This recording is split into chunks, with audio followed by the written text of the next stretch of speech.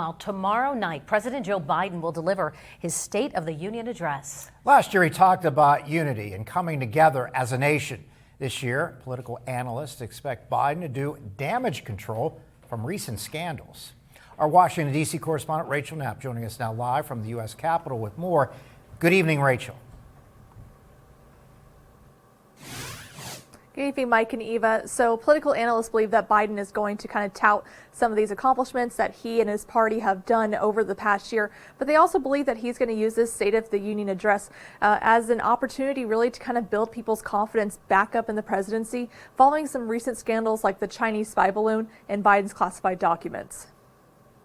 One of the things that the president really needs to establish is that he is in control, he has energy, and he has competence. Todd Belt, the George Washington University Director of Political Management, says people's confidence in President Joe Biden is a little shattered following the discovery of classified documents found at his home and office.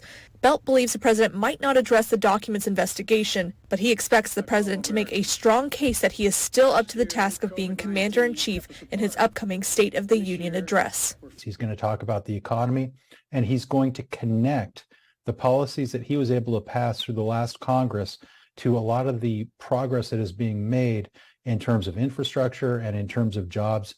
It's always about jobs with Biden. He's always blue-collar Joe, and that's one of the things that he's really going to tout. Belt says we're seeing more layoffs happening, especially in the tech industry, and some worry we could be sliding into a recession. Consumer confidence is a big issue, and so I think that he's going to try to talk a little bit about how things are turning around in the economy and that we don't need to worry about that. Belt says there's one thing to also look for in his address. And that is how the president is really going to portray himself and the Republican Party, because we know that they've got a number of investigations that they're going to be mounting against him, and he's going to try to cast those as being very divisive.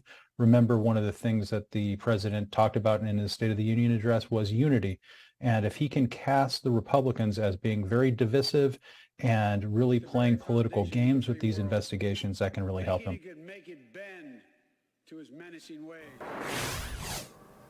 Now, we expect the parents of Tyre Nichols to also be in attendance at tomorrow night's address. And Nichols was the Memphis man who was hospitalized and then later died following an incident with Memphis police. And so political analysts believe that Biden's going to be talking about police issues as well as maybe even call on Congress for some police reform. Mike, Eva, back to you.